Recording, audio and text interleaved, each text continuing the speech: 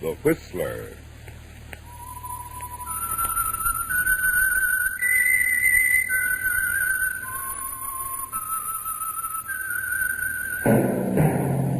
That whistle is your signal, the Whistler.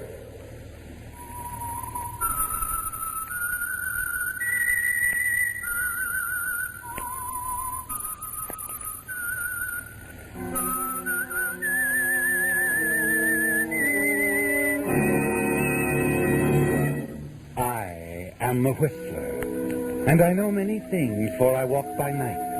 I know many strange tales, hidden in the hearts of men and women who have stepped into the shadows. Yes, I know the nameless terrors of which they dare not speak.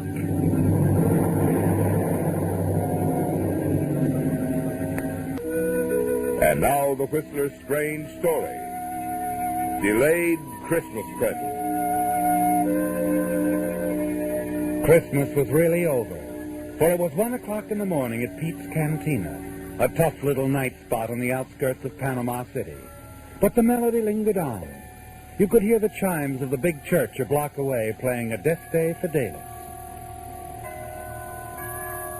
There was practically no business.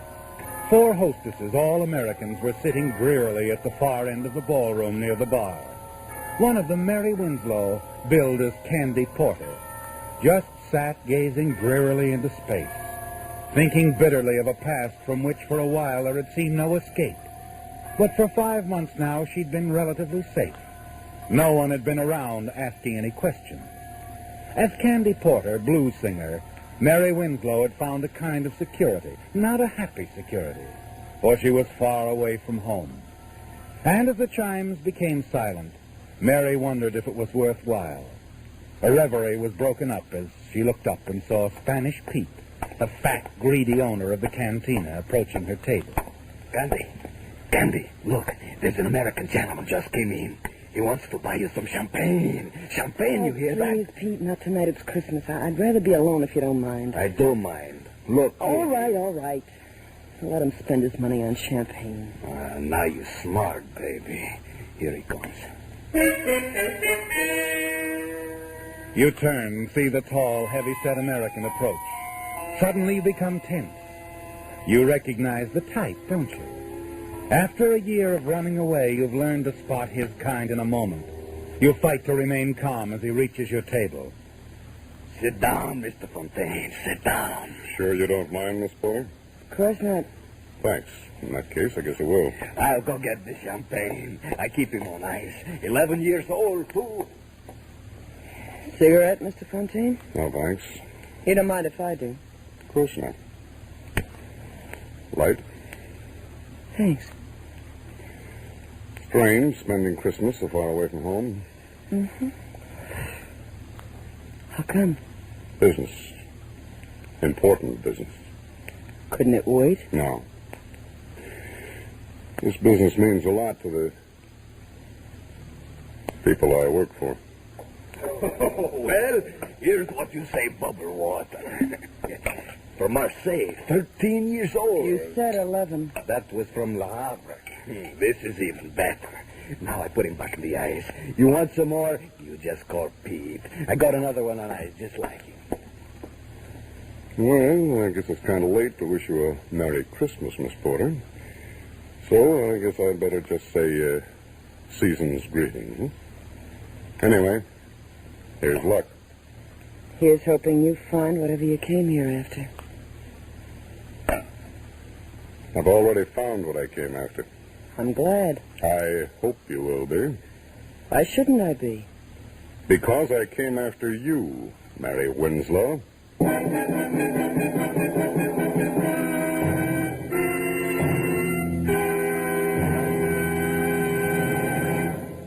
With the prologue of Delayed Christmas Present, another strange story by The Whistler. And now back to The Whistler.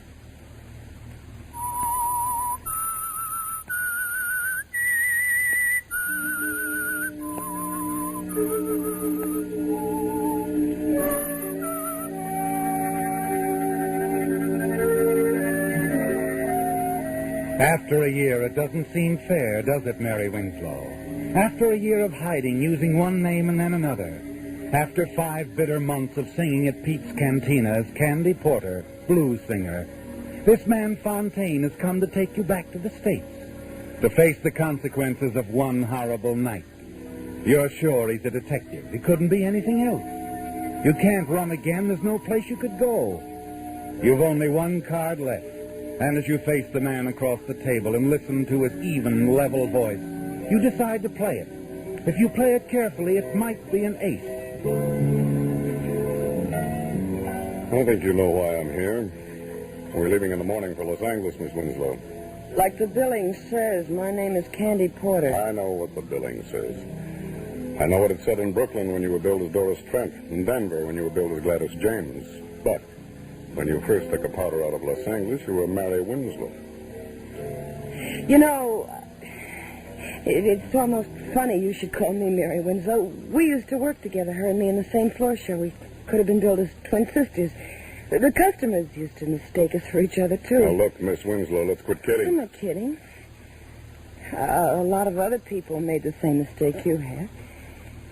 And like I said, I knew Mary Winslow intimately. I think I could help you solve your case if you let me tell you about her. Sure. Go ahead if it'll make you feel any better. Thanks. You see, Mary Winslow was really just a good kid that got a bad break. In love with a swell guy and scared to death of a hoodlum. She told me all about it.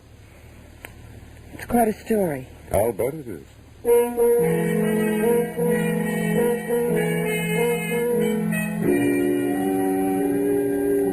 Yes, it was quite a story, wasn't it, Mary? And it all began a year ago Christmas Eve at the Christmas party given by your employers in the pink room of the swank Wilchester Hotel. You really enjoyed yourself that night, didn't you? And you were quite the hit of the evening. You sang 3 numbers and went over big. Your fellow workers didn't know your many talents. Everyone told you what a fine singer you were. And when you left, you were feeling good. So good you decided to drop into the cocktail lounge, make a phone call, and have a nightcap before going home. Scotch and soda, mix it. Make mine the same, Bill. Gotcha? I heard you sing tonight. You were terrific. Thanks. What's the matter? Did he stand you up? Who? The guy you were just talking to on the phone. No, I guess he didn't stand you up. Didn't he? And he's on his way here right now. Yep, that's the answer. Lucky guy. Hey, our folks. Oh, take it out of here, Bill. Now, look here, Oh, mister. take it easy. It's practically Christmas. What's the harm of my buying you one drink? Like I said, I like your voice, Miss Winslow. Here's your change. Oh, thanks, Bill. You must be a detective. You know my name and everything. No, not everything. But it wasn't any trick to find out your name. I just asked one of the boys if I was dancing with. My name's Joe Clark. Oh, I see you've never heard of me. Should I have? A lot of people have. Most of the boys and girls around the night spot know me. Well, then that accounts for my ignorance. You see, I seldom haunt the night spot. Well, you should. With a voice like yours, you could be packing them in a good nightclub. Oh, now I get it. You're a professional talent scout and you want to get me into the movies. No. I'm a gambler. Shock you? Why should it? Live and let live is my motto. And that's exactly what I'm going to do right now. Huh? Live my life and let you live yours. Good night, Mr. Clark. My. Just think, tomorrow I can tell all the girls at the office I met a real live gambler. You could tell them all a lot more than that if you believed in your voice as much as I do. Really? Uh-huh. You've heard of Dominguez on Sunset out near the ocean? It's an undercover gambling club, isn't It's it? more than a gambling club. It's a swell full of show. A lot of big people go out there, people that count. And they're all intimate friends of yours, I'm sure. Not all, but I know quite a few. To push you right to the top with that voice. Oh, that's the oldest line I've ever heard. It's not a line. Yeah, but skip it. Go on home. Listen to the radio. Eat candy. You can have a terrific time. You go to Dominguez with me, you can't tell what might happen. You might have to meet a couple of show producers. So play it safe and go home. It may be dull, but you'll always get to work on time. Is that all you have to say? That's all. Nighty-night. Wait a minute. Yeah? Could we be back fairly early? Leave anytime you say. Well, what are we waiting for? Well, now you're making sense. I'll call a cab. Never mind, I have a car. It's parked right around the corner. Clark used just the right approach, didn't he, Mary? You realize you're being a fool. But as the hours pass, you tell yourself your fears are groundless. Joe treats you with perfect courtesy.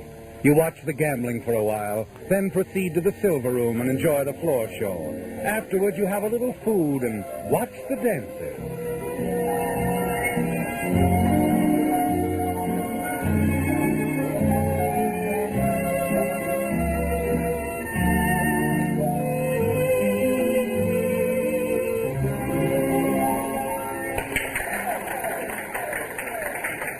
Suddenly, you've had enough. Joe, do you mind if we leave now? I said we'd leave anytime you said. What hit you? The music? Yeah, I guess that's it. Another guy? Another guy. My fiancé. What happened to him? He's in the Philippines. Research. Chemist? Dr. Frank Wilson, M.D. That was his car we drove out here in. He told me to keep it warm for him. Well, too bad. We could have had a lot of fun. Well, shall we go?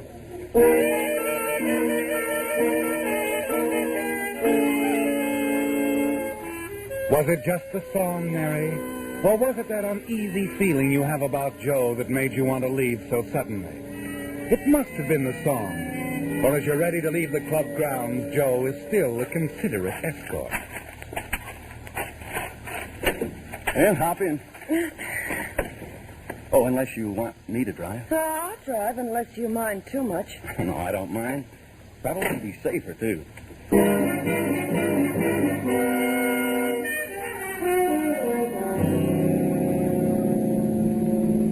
For several miles, Joe says little, seems preoccupied, and you feel relieved when he breaks his rather strange silence. Oh, say, Mary, would you mind stopping for a minute to drive in? All of a sudden, I have an awful headache. Maybe I can get some aspirin. I doubt it, but we'll give it a try. You can keep the motor running while I'm gone. I'll only be gone a few seconds. Okay. I'm dreaming of a white Christmas.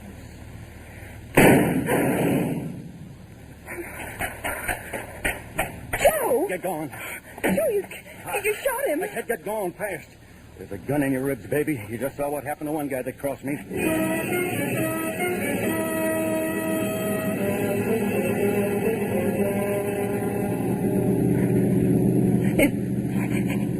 Is he dead? I don't know. Oh, you. Oh, why was I such a fool? I'm right at the next corner. Car's been tailing us for the last 5 minutes. I'm glad. I hope it's a prowl car to save me the trouble of phoning the police.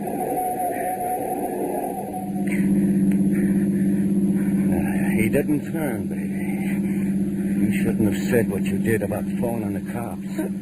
You better pull over and park. We got a couple of things to talk over. I said pull over.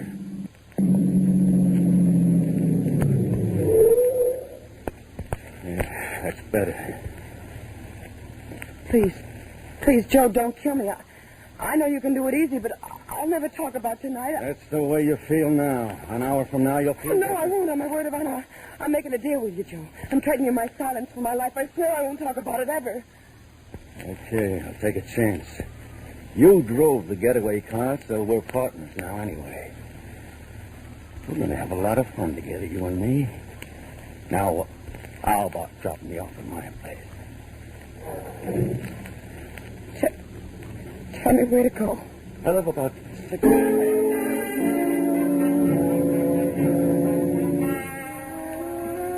After you drop Joe and you reach your apartment, you're so weak you can hardly stand. Your senses are reeling, your brain is spinning.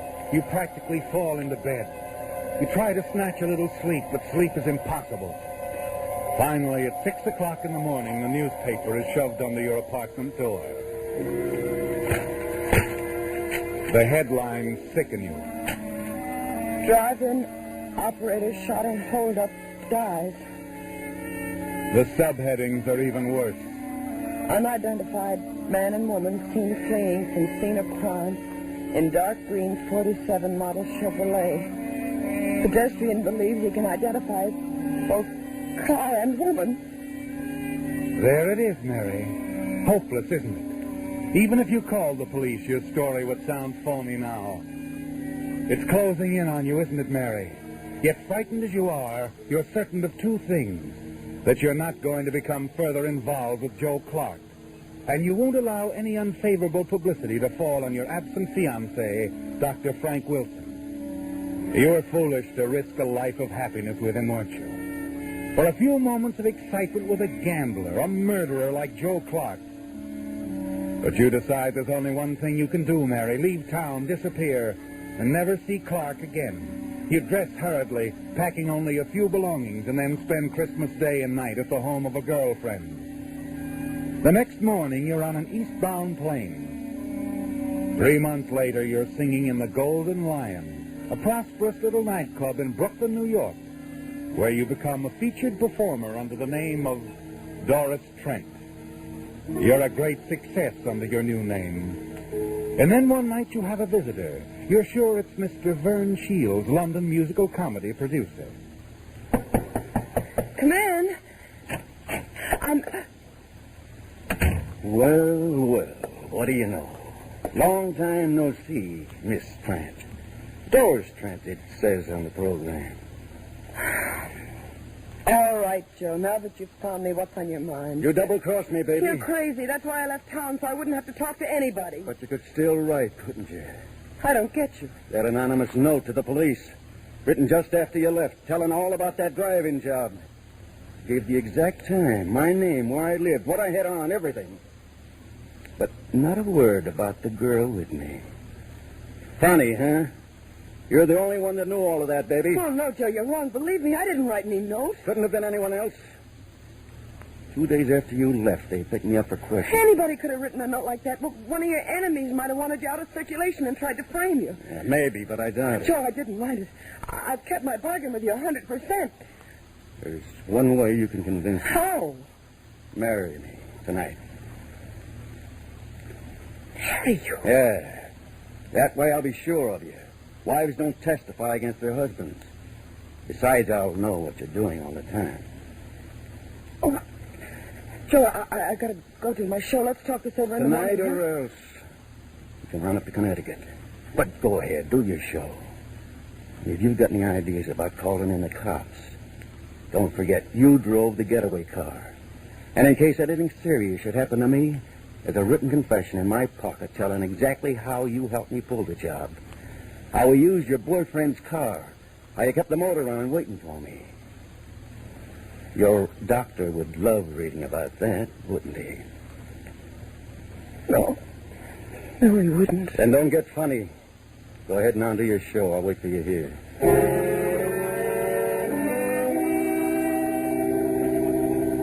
You start down the hallway toward the powder room off stage. Suddenly you realize what a fool you've been. But you're not going to keep on being a fool, are you, Mary? Not with that wall telephone just 5 steps ahead of you. Operator. Oh, operator.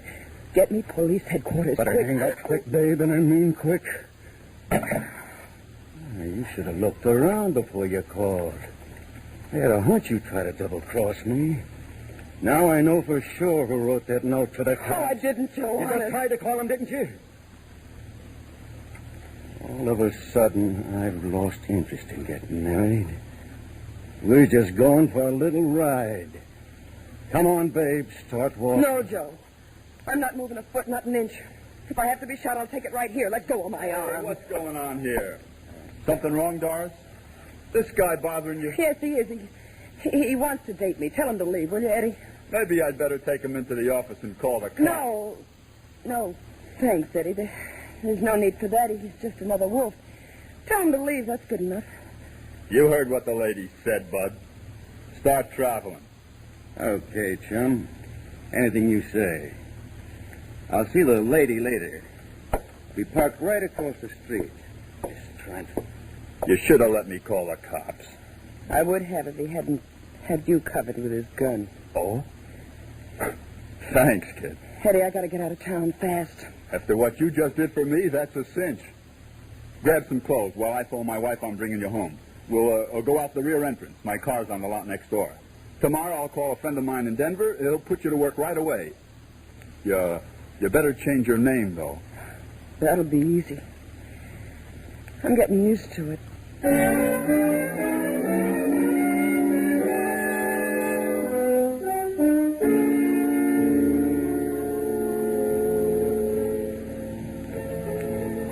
So, Mr. Fontaine, that's where I met Mary Winslow, in Denver at the High Hat Club.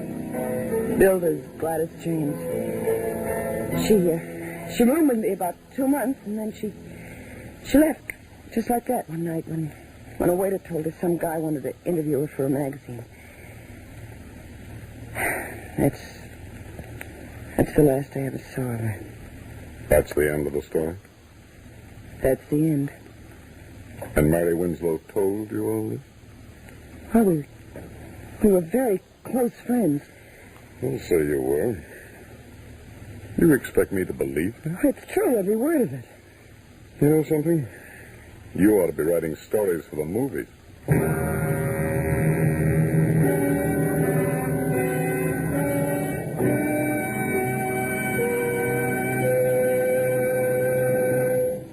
The Whistler will return in just a moment with the strange ending to tonight's story.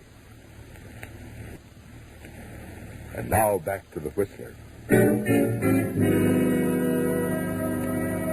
Well, Mary, it looks as though you've lost, doesn't it? That your one card wasn't enough. The man across the table, the man you're sure is a detective, who has come to take you back to Los Angeles to stand trial for a holdup and murder you had nothing to do with, doesn't believe you, does he? And the jury in Los Angeles won't believe you either. Yes, Mary, it looks as though you've lost, but you're going to play the game to the end anyway. And as the piano player across the floor plays the tune he's played 1,000 times in the last 2 weeks, you quietly watch Fontaine and await his next word. How long did you say you've been here? I didn't say. I got here about 5 months ago. Like it here? No. That's what I figured. Look, Miss... Cigarette? Yeah, thanks. Light? Mm-hmm.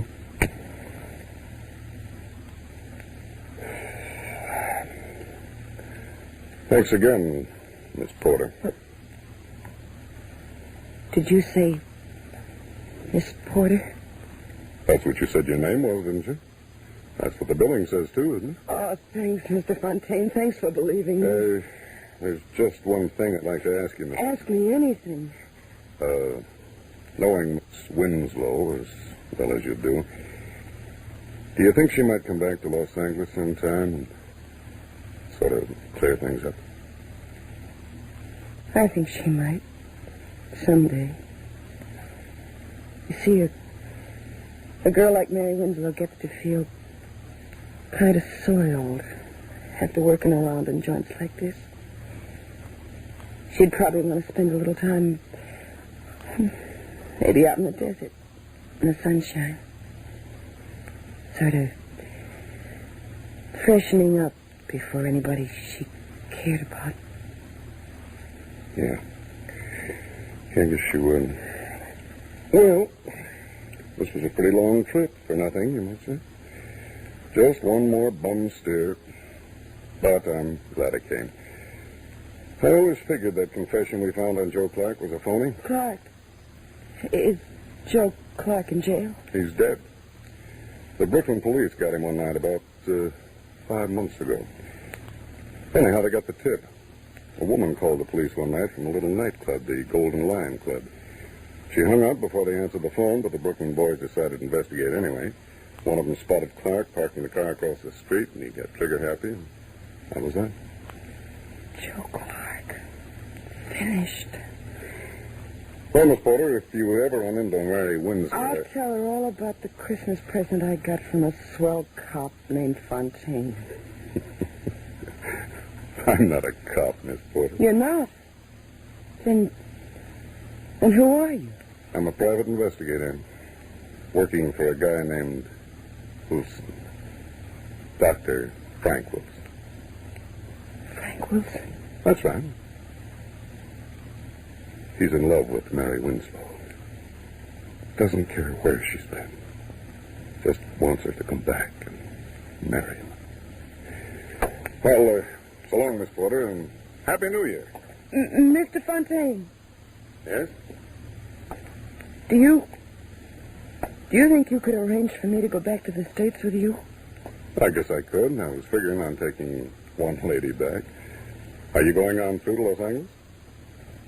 Not for a while. I'd kind of like to spend a little time in the country somewhere. But I think maybe before next Christmas. Well, I think I'll find Mary Winslow again.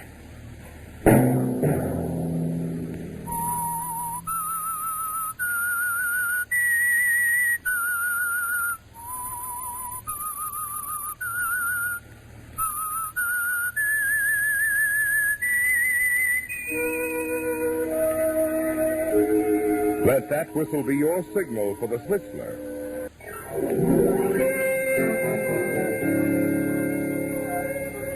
Featured in tonight's story were Joan Banks and Jack Petruzzi. The Whistler was produced by George W. Allen and directed by Gordon Hughes, with story by Edward Bloodworth and music by Wilbur Hatch. This is Marvin Miller speaking. This is CBS, the Columbia Broadcasting System.